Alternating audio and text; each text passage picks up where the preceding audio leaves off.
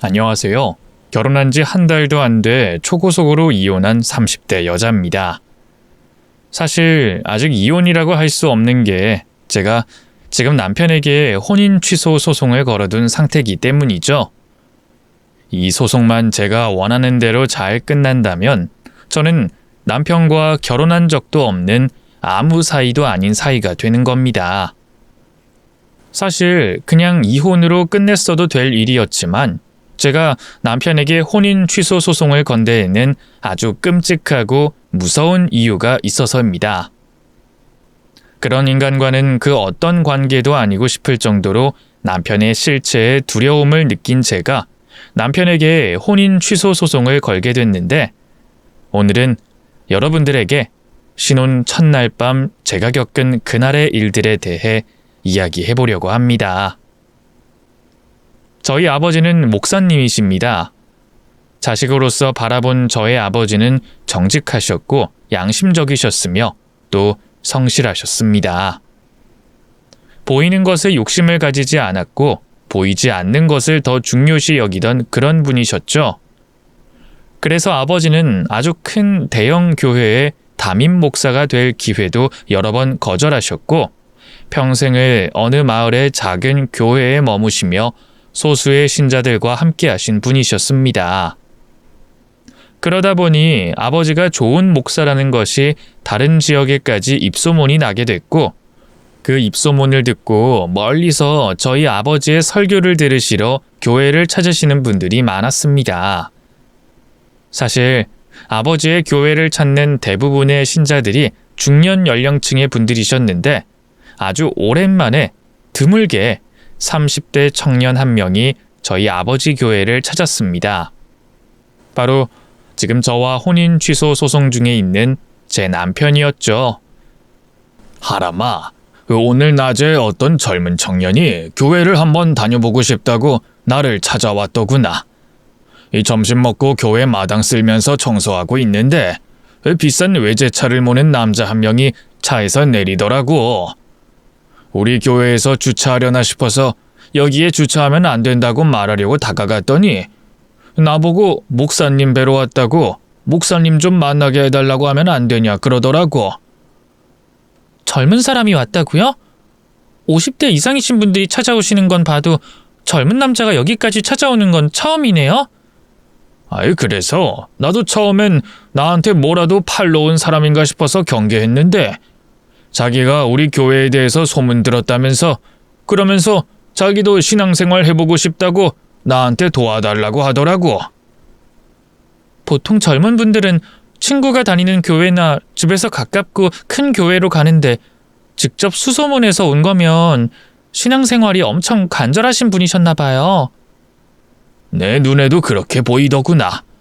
그래서 내가 이번 주말에 나올 수 있으면 나오라고 했으니까 그 청년 나오게 되면 네가 교회 소개도 좀 해주고 교회 안에서 어떤 활동들을 할 수 있는지 자세히 안내 좀 해주거라.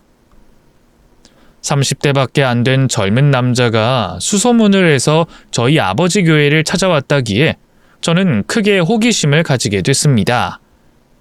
그리고 제가 처음 만난 남편은 수수할 것 같다고 생각한 제 예상과는 다르게 조금은 날라리티가 나는 스타일을 가진 사람이라 저는 놀란 제 마음을 숨길 수 없었습니다. 절 보고 좀 놀라신 것 같은데 무슨 일 때문에 놀라신 건지 알 수 있을까요? 혹시 저를 어디서 본 적이 있으신가요? 아니요. 그런 건 아니고 제가 예상했던 거랑은 이미지가 조금 다른 것 같아서요. 이런 말씀 드려도 될지 모르겠지만 저는 그쪽이 되게 모범생 스타일이실 거라고 생각을 했거든요. 제가 모범생 스타일과는 거리가 멀긴 하죠. 그나저나 목사님 따님분이시라고 하시던데 맞으신가요? 맞다면 제가 뭐라고 불러야 될까요? 제 이름은 권하람이에요. 그냥 편하게 이름 불러주시면 될 것 같아요. 저도 이름으로 불러도 괜찮겠죠? 남편의 이미지가 조금 날티가 나다 보니 편견이 생긴 건지 저는 남편이 교회에 나와봐야 한두 번 나오고 말지 않겠나라고 생각을 했습니다. 그러나 남편은 단 한 주도 거르지 않고 주말 예배에 참석을 했으며 그 외에 평일 예배와 청년부 활동도 열심히 해줬습니다. 누구보다 성실하게 열심히 신앙생활을 하는 남편을 보고 저는 왜 이렇게까지 열심히 신앙생활을 하는 거냐고 꼭 물어보고 싶었습니다. 우진 씨는 교회가 이번이 처음이라고 했는데 어떤 계기로 교회에 나오게 됐고 또 왜 이렇게 열심히 신앙생활을 하는지 여쭤봐도 될까요? 실례가 안 된다면 그 이유를 들어보고 싶어서요. 제가 지금까지 지은 죄가 많아서 그 죄를 씻고 싶다는 생각에 교회에 나오게 됐어요. 사실 목사님 따님분 앞에서 이런 말씀 드려도 될지 모르겠지만 제가 이렇게 기도 열심히 한다고 해서 제가 저지른 죄가 씻길지는 모르겠지만요. 그래도 믿져야 본전이고 일단 열심히 기도하고 신앙생활하고 있는 거랍니다. 무슨 죄를 지었길래 그러세요? 사실 사람은 누구나 다 죄를 짓고 사는 거거든요. 그리고 지금까지 제가 봐온 젊은 사람들은 자신이 지은 죄에 대해서 속죄해야겠다는 생각을 잘 못하던데 우진 씨는 그런 생각한다고 하니까 좀 신기하네요. 그래요? 이게 신기할 정도인가? 저는 사람이 말과 행동만으로 죄를 짓는다고 생각하지 않거든요. 못되고 나쁜 짓 하는 것만으로도 죄를 짓는다고 생각해서 매 순간 많은 욕심을 가지고 이런저런 생각하는 제가 죄인 같더라고요. 남편과 대화를 나누면 나눌수록 배울 점이 많고 나이대에 비해 성숙하다는 생각이 들었습니다. 남편은 본인 입으로 본인이 지은 죄가 많다고 했지만 제가 볼 땐 남편은 지은 죄 따윈 없어 보였고 또래와 같이 아주 평범한 사람으로 보였습니다.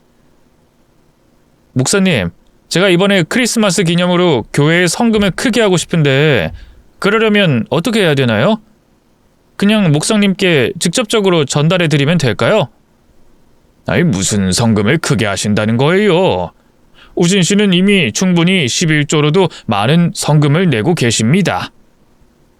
그건 그거고 이건 이거죠. 제가 목사님께 늘 드렸던 말이 있지 않습니까? 제가 지은 죄가 많아서 이렇게라도 그 죄를 씻어내고 싶다고요.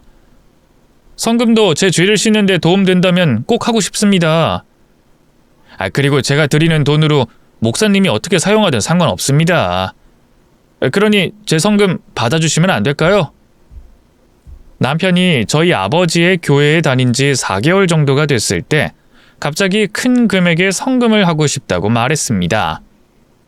사실 저는 남편이 큰 금액이라고 하길래 그 정도 금액이라면 1,000만 원 정도지 않을까 생각했는데 남편은 억 단위의 금액을 내고 싶다고 말했습니다. 우진 씨, 저희 아버지가 1억은 너무 큰 금액이라고 받을 수가 없다고 하시네요. 우진 씨 마음은 알겠지만 금액을 조금 줄여보는 게 어떨까요? 그럼 아버지도 부담 갖지 않고 받을 수 있을 것 같은데요. 저도 큰 금액이라고 말은 하긴 했지만 사실 말이 1억이지 쓰다 보면 그렇게 큰 금액도 아닙니다. 그렇지 않아도 목사님도 저한테 너무 큰 금액이라 받기 부담스럽다고 하시던데 하람 씨가 목사님께 말씀 좀 잘 해주시면 안 될까요? 저 이 돈 꼭 성금하고 싶어서 그래요. 저희 아버지 철칙이 신자분들에게 부담되는 성금은 절대 받지 말자거든요. 가끔가다 형편에 맞지 않게 큰 성금 내시는 신자분들 계시면 아버지가 돈 돌려주시면서 생활비에 보태 쓰라고 일단 내가 먼저 잘 먹고 잘 살아야 된다고 말리셔서 1억은 아마 절대 받지 않으실 거예요. 이렇게 말씀드리면 재수없게 들릴 수도 있겠지만 저한테 1억은 제 삶에 크게 영향 미치는 금액은 아닙니다. 그러니까 이 목사님께 꼭 받아달라고 하람 씨가 말 좀 해주세요. 저는 목사님이 1억을 좋은 곳에 현명하게 잘 쓰시리라 믿기 때문에 이 돈 흔쾌히 성금으로 내려고 하는 겁니다.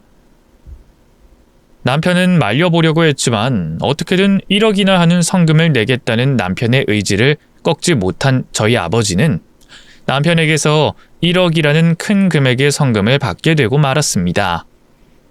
아버지는 남편에게서 받은 돈으로 오래돼 부식된 곳이 많은 교회 보수 공사하는 데 돈을 쓰고 나머지 돈으로는 봉사활동을 하는 데 쓰셨는데 남편은 성금만 하는 것에 그치지 않고 교회의 모든 일에 참여하며 함께 봉사를 해줬습니다. 목사님, 오늘 천장보수 공사한다고 하시는 이야기 얼핏 들은 것 같아서 제가 도와드리러 왔습니다. 인부비 아끼시려고 목사님이 직접 하신다고 하시길래 제가 같이 도와드리고 싶어서 왔는데 제가 뭘 도와드리면 될까요? 그걸 언제 또 들으셨대요? 이 일 쉬운 일도 아니고 이거 하면 옷도 많이 더러워질 텐데 괜찮겠어요? 우진 씨는 이런 일 한 번도 안 해보셨을 것 같은데.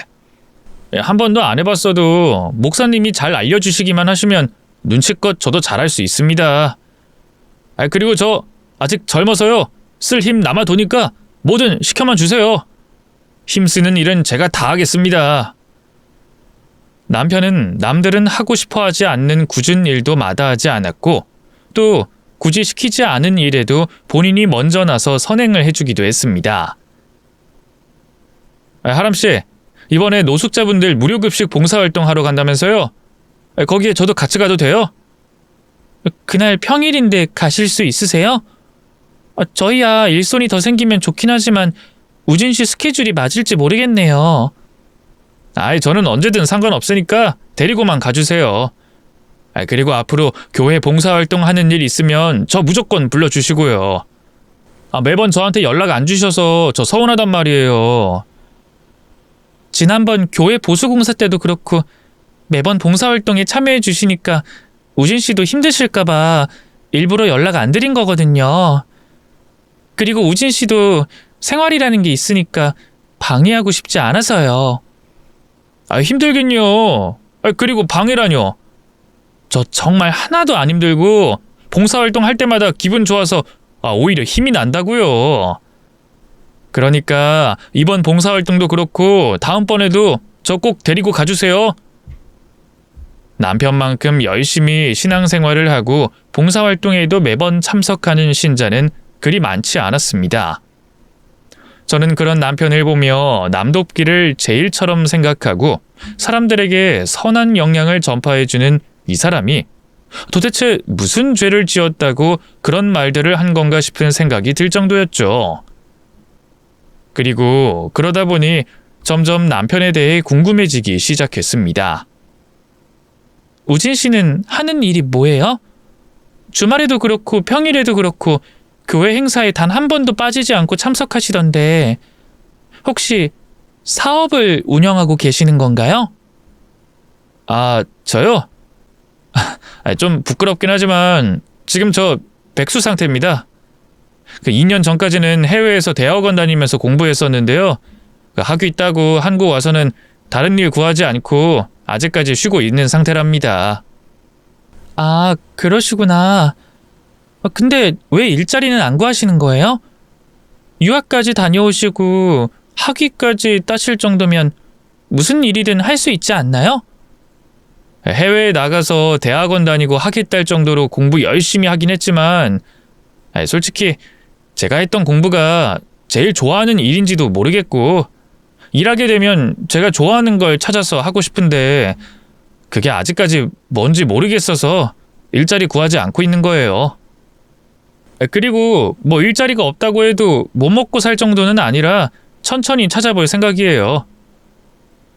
억소리 나는 성금을 내기도 하고 또 억소리 나는 외제차를 몰고 다니며 명품들을 휘감고 다니는 남편을 보면 저도 당연히 저 나이라면 사업을 하는 사람이겠거니 했는데 예상외로 남편은 아무 일도 하지 않는 백수였습니다. 백수임에도 불구하고 돈이 많은 남편을 보면서 소위 말하는 금수저 집안의 자식이구나 했는데 그런 금수저 집안의 자식인 남편이 먼저 저에게 호감을 표시했습니다. 하람아, 너는 우진 씨 어떻게 생각하냐? 어제 우진 씨가 나랑 밥 한 끼 하고 싶다면서 집으로 찾아왔더구나. 그래서 정말 그런 줄로만 알았는데 우진 씨가 네가 마음에 든다고 나보고 너랑 잘 될 수 있게 도와달라고 하던데 너도 우진 씨에게 호감 갖고 있는 상태니? 우진 씨가 아빠한테 그런 부탁을 했다고요? 그런 부탁을 왜 아빠한테 한대요? 아빠랑 그런 이야기 나누기 좀 민망하네요. 아니, 너한테 직접 표현하기엔 네 마음을 아직 몰라서 용기가 안 나나 보더구나. 근데 내가 너희 둘 사이를 어떻게 도와줘야 될지 몰라서 말이다. 너는 우진 씨 어떻게 생각하고 있어? 아버지도 남편이 내심 마음에 들었는지 안 그러실 것 같은 분이 은근슬쩍 저희가 잘 될 수 있게 자리를 만들어 주셨습니다.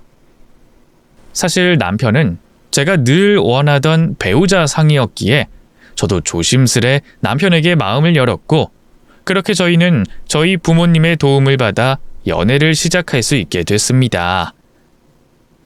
하람씨, 저는 목사님이랑 사모님께서 저희가 연애할 수 있도록 도와주신 만큼 결혼을 전제로 하람씨랑 만나고 싶은데, 저 그렇게 생각하고 하람씨랑 연애해도 될까요? 배우자는 하늘에서 정해주는 거라고 하잖아요. 저희가 하늘에서 정해준 짝이라면 만나다 자연스레 결혼도 할 수 있지 않을까요?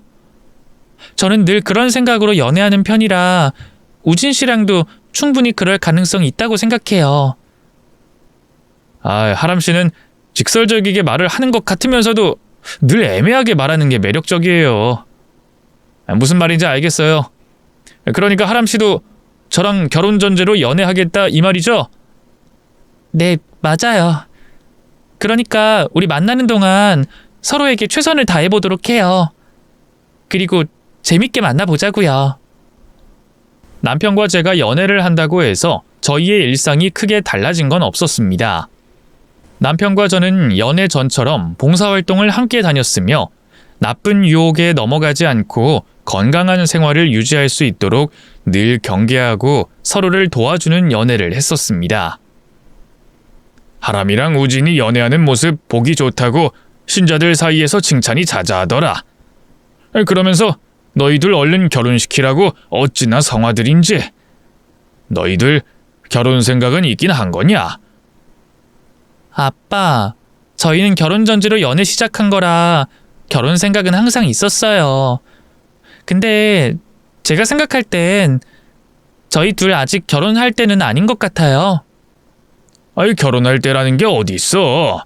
마음 맞으면 부부 돼서 함께 사는 거지. 너희들 맨날 하는 거라고는 봉사활동 다니고 책 읽고 운동하는 것밖에 더 있어. 결혼한다고 해서 그 일상이 크게 달라질 것도 아닌데 이 하루라도 빨리 부부의 연을 맺어서 교회 신자분들에게도 좋은 모범이 돼주면 어떻겠니? 남편과 연애한 지 1년 정도가 되자 저희 아버지는 저희의 결혼을 재촉하셨습니다. 하지만 저는 당장 남편과 결혼을 올릴 생각이 없었습니다. 그 이유는 바로 남편에게는 이렇다 할 직업이 없었기 때문이었죠. 우진 씨, 아빠가 계속해서 저희 결혼 언제 할 거냐고 물어보시고 재촉하시던데 저희 아빠 설마 우진 씨한테도 계속 그러던가요? 네, 목사님께서 언제 결혼할 거냐고 최대한 빨리 결혼하라고 하시더라고요. 그래서 저는 그러겠다고 대답했어요. 근데 왜요? 하람 씨는 저랑 결혼할 생각 없는 거예요? 그게 아니라 저도 우진 씨랑 결혼하면 좋을 것 같긴 한데 우진 씨한테 직업이 없다 보니까 그게 마음에 걸려서요. 물론 우진 씨가 금전적으로 부족함이 없다는 거 알아요.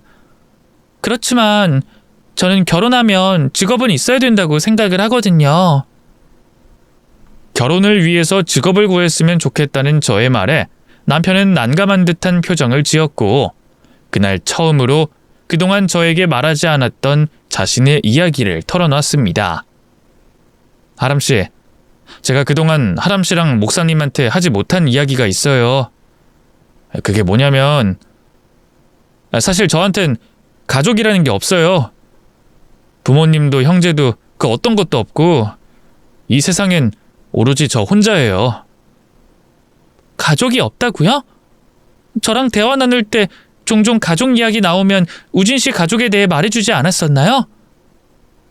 하람 씨한테 가족이 없다는 사실을 솔직하게 털어놓을 자신이 없어서 있는 척한 것뿐이에요.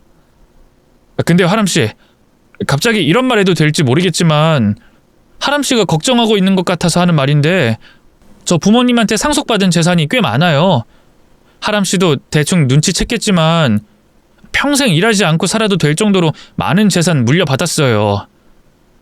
남편은 자신에게 가족이 없다는 사실과 평생 놀고 먹어도 쓸 수 있는 재산을 상속받았다는 사실을 저에게 털어놨는데 저는 그 두 사실에 크게 당황을 했습니다.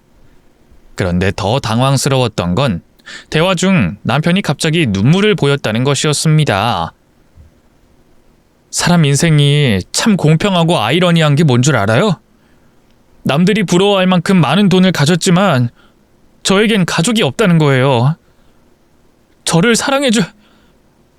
그리고 내가 사랑할 수 있는 가족이 단 한 명도 이 세상에 존재하지 않는다는 거예요. 우진 씨, 갑자기 왜 울고 그래요? 그동안 많이 힘들었나 봐요. 저한테 말하지 그랬어요. 저는 그것도 모르고 우진 씨한테 가족 이야기를 너무 많이 꺼낸 것 같아요. 괜찮아요. 이제 하람 씨가 제 가족이 돼주면 되는 거니까요. 하람 씨, 돈 걱정은 말고 제 가족이 돼주면 안 될까요? 저는 하람 씨가 제 새로운 가족이 돼줬으면 좋겠어요. 저는 눈물을 흘리며 프로포즈를 하는 남편을 차마 거절할 수가 없었습니다. 남편에게 단호하게 일자리를 구하면 결혼을 해주겠다고 말하려고 했는데 아이처럼 울고 있는 남편의 모습을 보니 마음이 약해졌고 차마 입 밖으로 그런 말이 튀어나오지 않았습니다. 우진 씨가 물려받은 돈이 많은 건 알겠어요. 그래도 저는 사람이라면 뭐라도 해야 된다고 생각을 해서요. 돈을 많이 버는 일은 아니더라도 생산적인 일을 해야지 가정도 더 책임감을 가지고 꾸릴 수 있지 않을까요? 하람 씨가 하는 말 무슨 말인지 알겠어요. 하람 씨가 저랑 결혼만 해준다고 약속해 준다면 저 당장 무슨 일이라도 구해볼게요. 그렇게 해볼 테니까 저랑 결혼해 주세요. 그렇게 저는 남편에게서 일자리를 구하겠다는 약속을 받아낸 뒤 남편의 프로포즈도 받아들였습니다. 남편과 결혼을 하기로 했으니 저는 남편에게 궁금했던 모든 것들에 대해 물어보기로 결심했습니다. 우진 씨, 근데 저 우진 씨한테 궁금한 게 있어요. 우진 씨 가족들 말이에요. 어쩌다 세상을 떠나게 되셨는지 물어봐도 될까요? 우진 씨한텐 가슴 아픈 이야기인 줄 알지만 우진 씨랑 결혼하기로 했으니 그 이야기도 들어보고 싶어서요. 그렇지 않아도 기회 되면 하람 씨한테도 그 이야기 해주려고 했어요. 근데 하람 씨가 충격받을까봐 쉽게 말을 못했는데 오늘 이야기 해드릴게요. 제가 영국에서 유학하고 있을 때 저희 부모님들이랑 남동생 셋이 가족여행을 간 적이 있었는데 그날 숙박업소에 누전으로 불이 나서 가족들이 그만 한날 한시에 저만 두고 천국으로 가버렸어요. 가족들을 한날 한시에 잃기도 쉬운 일도 아닌데 저도 참 불쌍하고 기구한 인생이죠.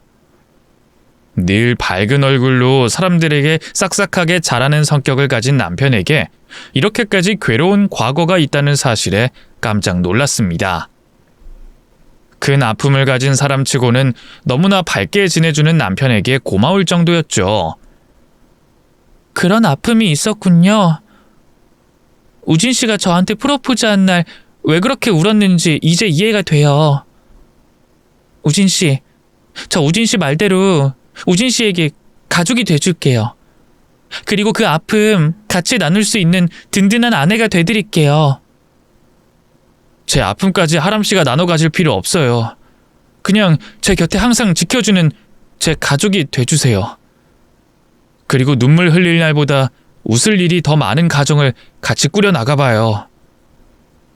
남편 과거의 아픔까지 알게 되고 나서 저는 오히려 남편을 더 사랑하게 됐고 하루라도 빨리 남편에게 가족이 되어주고 싶었던 저의 주도하에 결혼식을 준비하게 됐습니다.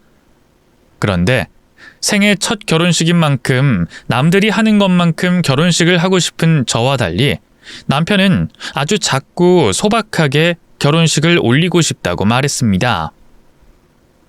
주변 사람들이 결혼은 무조건 아내 될 사람 말을 따르라고 하긴 했는데 정말 미안하지만 저는 결혼식 조용하고 그리고 소박하게 올리고 싶어요. 조용하고 소박하게 결혼식을 올리고 싶다고요? 조선시대에도 결혼하면 동네 잔치를 열었는데 요즘 시대에 그게 가능하긴 해요? 저희조차고 하는 결혼식인데 하객들 소중한 시간 뺏어가면서까지 결혼하고 싶진 않아서요. 우리 결혼을 진심으로 축복해줄 가족들만 모셔놓고 장인어른 교회에서 결혼식을 올리는 건 어떨까요? 그러기엔 아버지 교회가 엄청 작은데요. 우리 아버지 교회에서 결혼식 하자는 건 그냥 저희 식구들만 불러놓고 하자는 거잖아요. 남편과 연애하면서 단 한 번도 다투거나 반대의 의견으로 대립한 적이 없었는데 결혼식을 준비하면서 처음으로 남편과 다투게 됐습니다. 저는 성대하게 하지는 않더라도 남들이 하는 만큼은 하고 싶었지만 남편은 남에게 폐를 끼치기 싫다며 작은 결혼식을 원했고 결국 저희 부모님이 남편의 편을 들어 남편의 의견대로 진행할 수밖에 없었습니다. 우진 씨, 저희 신혼집은 어떻게 할 거예요? 아버지가 집은 어떻게 할 거냐고. 아버지가 도와야 한다면 도와주겠다고 하시더라고요. 하람씨, 신혼집은 지금 제가 살고 있는 집으로 하는 게 어떨까요? 오래된 집이긴 하지만 인테리어만 요즘식으로 바꾸면 꽤 살만할 거예요. 우진 씨가 지금 살고 있는 집이요? 우진 씨 지금 100평 넘는 단독주택에서 살고 있다고 하지 않았어요? 신혼집으로 하기엔 너무 큰 집인 것 같은데 저희 꼭 거기서 살아야 되는 건가요? 남편과 연애하면서 남편이 살고 있는 집에 단 한 번도 초대돼 방문한 적은 없지만 남편에게서 남편이 살고 있는 집에 대해 들은 적이 있었습니다. 남편이 살고 있는 집은 100평대가 넘는 대저택이었고 가족들과 함께 살았던 집이라고 했었는데 남편은 그런 그곳에서 저희의 신혼을 시작하자고 말했습니다. 저는 그 집이 저희 둘이 살기엔 너무 큰 집이라고 생각해요. 그냥 그 집 다른 사람한테 팔거나 임대하면 안 되나요? 저는 교회 근처 작은 아파트에서 살고 싶은데 우진 씨는 꼭 그 집이어야만 하나요? 가족들이랑 추억이 담긴 유일한 곳이라서 솔직히 팔기도 싫고 누군가가 그곳에서 산다는 것도 싫어서요. 그리고 제가 가족들을 온전히 느낄 수 있는 곳이 그 집이 유일해서 저는 결혼 후에도 그 집에서 살고 싶어요. 죽은 가족들과의 추억이 담긴 집이라며 그 집에서 신혼생활을 하고 싶다고 말하는 남편의 말에 나는 죽어도 거기서 살기 싫다고는 말하지 못한 저는 신혼집도 남편이 하자는 대로 남편의 대저택에서 시작을 하기로 했습니다. 하지만 마당을 제외하고 집의 평수만 100평이 넘는 지하 딸린 2층 대저택에서 혼자 살림을 할 자신이 없었던 제가 남편에게 말했습니다. 우진 씨, 거기서 살게 되면 가사도우미 고용해도 될까요? 매일은 아니더라도 일주일에 2-3번 정도 가사도우미 도움을 받으면 좋을 것 같은데 그건 어떻게 생각해요? 에이, 쓸데없이 그런 데다 돈을 왜 써요? 제가 도와줄 테니까 집안일에 대해서는 걱정하지 마요. 지금도 저 혼자 살면서 저 혼자 청소 잘하고 사는데 둘이서 하면 크게 힘들지 않을 거예요. 연애할 때는 제가 해달라는 건 뭐든 다 해주고 제가 원하지 않았던 것까지 배려해주던 남편이 결혼을 준비하면서는 제가 하자는 것에 대해서는 모조리 반대 의견을 내놨습니다. 이래서 결혼 준비하면서 많은 예비 부부들이 싸우는 건가 싶었지만 남편과 싸우고 싶지 않았던 저는 제가 참는 걸로 저희 부부의 평화를 지키자고 생각을 했습니다. 우진 씨, 저는 친척들이랑 친한 친구들까지 해서 결혼식에 30명 정도 올 것 같은데 우진 씨는 몇 명 정도 올 것 같아요? 저는 아무도 오지 않을 것 같아요. 와도 친구 2-3명 정도? 그것도 아직 미확정이라서 정확하게 말해줄 수가 없네요. 다른 친척들은 안 오는 거예요? 외가나 친가가 분명 있을 텐데 그분들한테 결혼한다고 말 안 했어요? 가족들이 그렇게 되고 나서 연락 끊고 산 지 오래됐어요. 외가 친척들도 그렇고 친가 쪽 친척들도 유일하게 살아남은 저를 안타깝게 여기기보다는 혼자 살아남았다고 저를 굉장히 미워했거든요. 그래서 제가 먼저 연락 끊어버렸어요. 아, 그런 사연도 있었군요. 그럼 우리 결혼식 날 우진 씨 쪽에는 우리랑 친하게 지냈던 교회 사람들을 초대해서 하객석을 채우는 걸로 하면 어떨까요? 교회 신자분들 중에서 저희 결혼식에 오고 싶어 하시는 분들이 꽤 계시거든요. 남편은 자신의 친척들의 이야기를 하면서 불편한 표정을 지어 보였는데 갑자기 저에게 앞으로는 자신의 과거 이야기에 대해 꺼내지 말아달라고 부탁했습니다. 하람씨, 정말 미안한데요. 앞으로는 제 과거에 대해서 물어본다거나 이야기 꺼내지 않아줬으면 좋겠어요. 가족들 이야기를 하면 할수록 너무 힘들어져서요. 교회 다니면서 많이 괜찮아졌는데 또다시 그 트라우마가 번질 것 같아서 지금 많이 힘드네요. 아, 미안해요. 우진 씨가 얼마나 힘들어하는지 제가 잘 알지 못하고 저 궁금하다는 이유 하나만으로 너무 많이 물어본 것 같아요. 정말 미안해요. 아니에요. 뭐 그럴 수 있죠. 근데 제가 점점 더 예민해지는 것 같아서요. 미안하지만 부탁 좀 할게요. 앞으로는 제 과거 이야기 제가 먼저 꺼내기 전까진 물어보지 말아주세요. 그렇게 저는 하나부터 열까지 남편에게 다 맞춰 결혼식을 준비했고 결국 남편이 원하는 결혼식을 올리게 됐습니다. 처음엔 그게 속상하기도 했지만 사실 결혼식보다는 결혼 후 남편과 제가 잘 사는 게 더 중요했기에 저는 그것을 마음에 담아두지 않으려고 노력했습니다. 여보, 회사 일은 어때요? 일은 할만해요? 제가 당신 출퇴근 도와줘야 하는데 당신 혼자 출퇴근하고 있다고 하니까 마음이 많이 불편하네요. 인테리어 일주일 아니면 끝난다고 하니까 우리 일주일만 기다려봐요. 그리고 회사 일은 그리 힘들지 않고 제가 대표라 스트레스 받을 것도 없어서 당신 내조 없이도 충분히 다닐만 하니까 너무 걱정하지 마요. 남편은 저와의 약속대로 결혼 준비 중 사업을 해보겠다며 버스 회사 하나를 인수했는데 결혼 후 남편은 인수한 회사에 출근하느라 정신이 없었습니다. 그리고 저희 신혼집이 될 남편의 저택에 인테리어가 늦게 끝나 저는 신혼여행을 다녀온 지 일주일 뒤에나 그 집에 입주할 수 있게 됐습니다. 전에도 인테리어 때문에 잠깐 오긴 했지만 다시 와서 봐도 집 정말 크고 근사하네요. 이런 집에 제가 살아도 될지 모르겠어요. 아무리 생각해도 이 집은 저한테 너무 과분한 집 같아요. 그런 말 말아요. 저는 이곳에서 내가 사랑하는 여자랑 함께 살 수 있게 돼서 얼마나 기쁜지 몰라요. 그리고 제가 좋은 짝을 만나서 이 집에서 신혼집 꾸리고 아이까지 낳고 산다는 걸 하늘에 있는 가족들이 알면 정말 기뻐할 거예요. 남편이 5년 정도 혼자 살았다는 남편의 대저택은 남편이 혼자서 관리를 했다고 믿기지 않을 정도로 관리가 잘 돼 있었습니다. 건물 상태도 그렇고 마당 정원도 그러했죠. 우진 씨한테 이런 능력이 있을 줄은 꿈에도 몰랐네요. 마당 정원이 전문가가 가꾼 것처럼 너무 예쁘게 잘 돼 있어요. 식물 가꾸려면 엄청 부지런해야 된다던데 우진 씨 정말 부지런한 사람인가 봐요.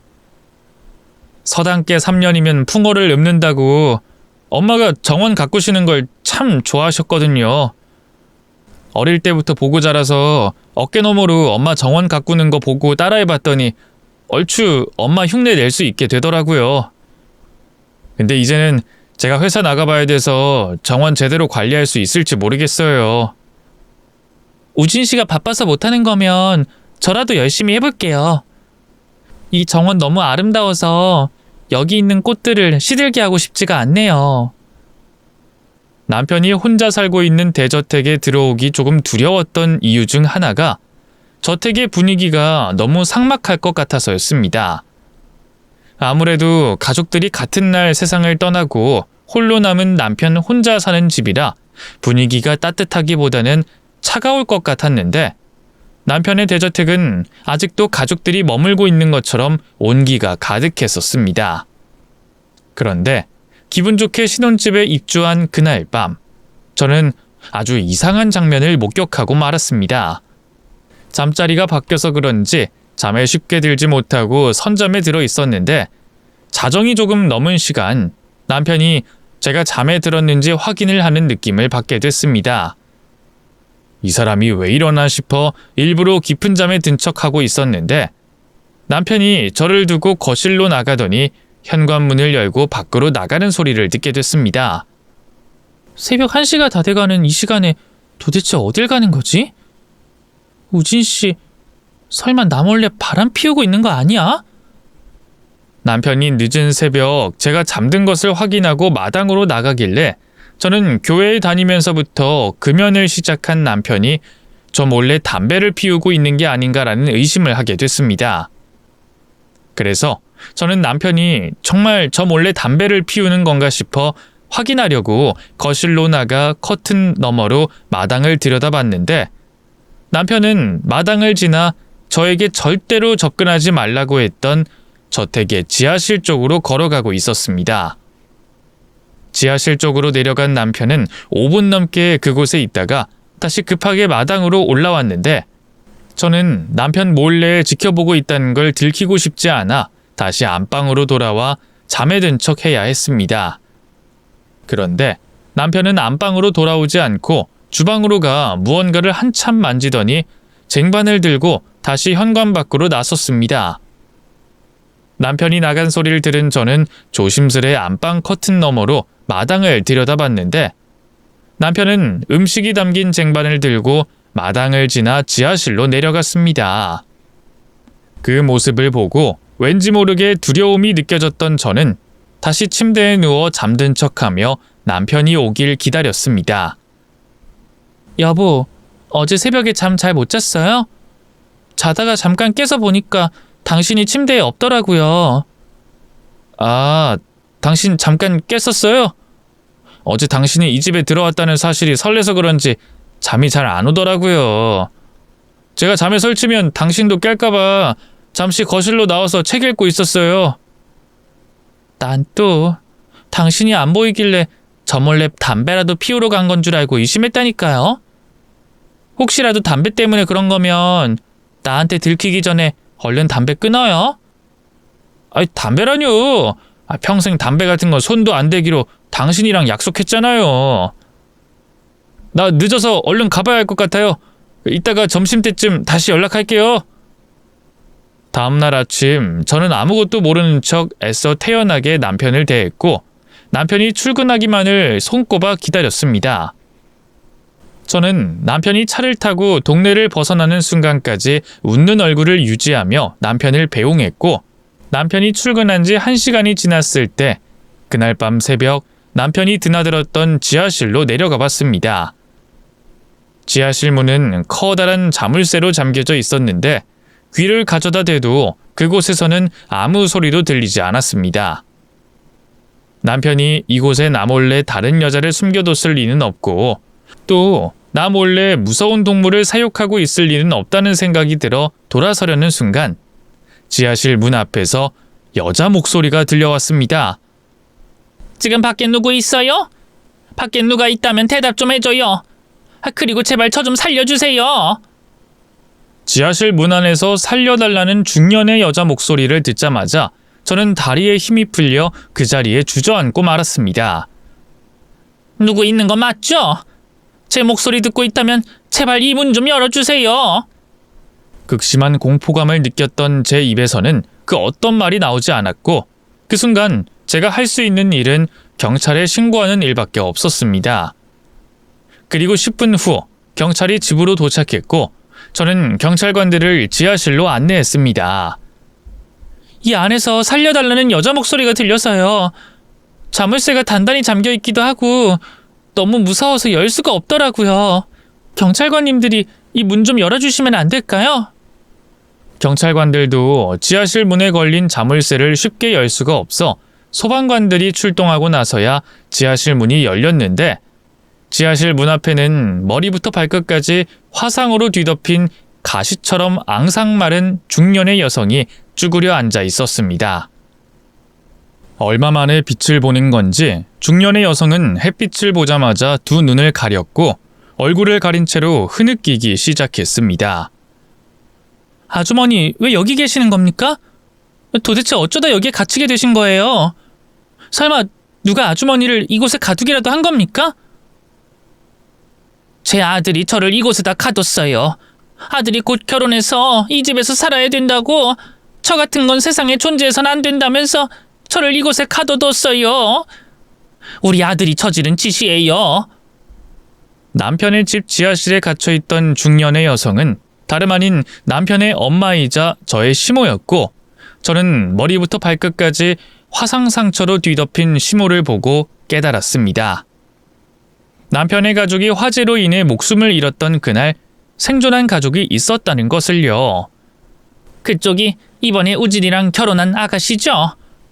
우진이가 새벽에 찾아와서 그러더군요. 자기 낮에 출근하면 이 집에는 자기 와이프 혼자 남겨져 있으니까 소란 피우지 말고 조용히 있으라고요. 그래서 아까 문 앞에서 인기척이 들릴 때 문 앞에 있는 사람이 우진이가 아니라 아가씨인 걸 알고 살려달라고 소리친 거였어요. 저 때문에 많이 놀랬죠? 놀라게 해서 정말 미안해요. 아니에요. 이렇게라도 지하실에서 나올 수 있게 돼서 정말 다행이에요. 근데 우진 씨가 왜 어머니를 지하실에 가둔 건가요? 저는 제가 시모를 지하실에서 탈출시켰다는 이 사실을 알고 남편이 집으로 쫓아오기 전에 시모에게서 이 모든 사건의 전말을 듣고 싶었습니다. 우진이가 3살 때 저랑 남편이 우진이를 고아원에서 데리고 왔어요. 제 아들로 키우려고 입양해서 왔던 거였죠. 저희한테 아이가 생기지 않았거든요. 저희 부부는 우진이를 정말 저희가 낳은 친아들보다 더 사랑하면서 키웠어요. 그러던 중에 제가 기적처럼 임신을 하게 돼서 우진이 남동생을 낳았었는데, 우진이가 크면 클수록 그 남동생에게 엄청 많이 질투하더라고요. 남편이 입양된 아들이라는 말에 다시 한번 큰 충격을 받게 됐고, 또 입양됐다는 그 한마디에 남편이 시모에게 저질렀던 악행들과 저에게 했던 모든 거짓말들이 단번에 이해가 되기 시작했습니다.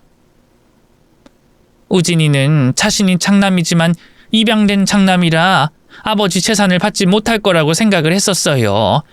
그래서 동생을 괴롭히고 동생을 집에서 쫓아내려고 해서 우진이 아버지가 자식들 중 더 능력 좋고 잘난 놈에게 재산 물려주겠다고 했는데, 우진이가 그 말에 정신이 나가버린 거예요.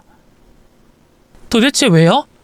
친자식인 동생한테 준다고 한 것도 아니고 공평하게 더 능력 있는 자식에게 준다고 한 건데 왜 거기서 정신이 나가버린 거죠? 그때까지만 해도 우진이 동생이 우진이보다 공부도 더 잘해서 더 좋은 학교를 졸업하기도 했고 아버지 회사에서 인정받는 신입사원으로 근무하고 있었거든요. 그래서 우진이는 아버지가 당연히 친아들인 동생을 염두에 두고 그런 말을 한 거라고 생각을 한 거예요. 그 후 남편은 양부모에게 버림받은 기분을 느껴 더 이상 살고 싶지 않다며 자신의 자취방에 불을 냈고, 남편의 자취방에 불이 났다는 소식에 시부와 시모 그리고 남편의 남동생까지 남편의 집으로 달려갔다고 말했습니다. 불이 미친 듯이 타오르는데 불길이 너무 세서 소방관도 진입을 하지 못하더라고요.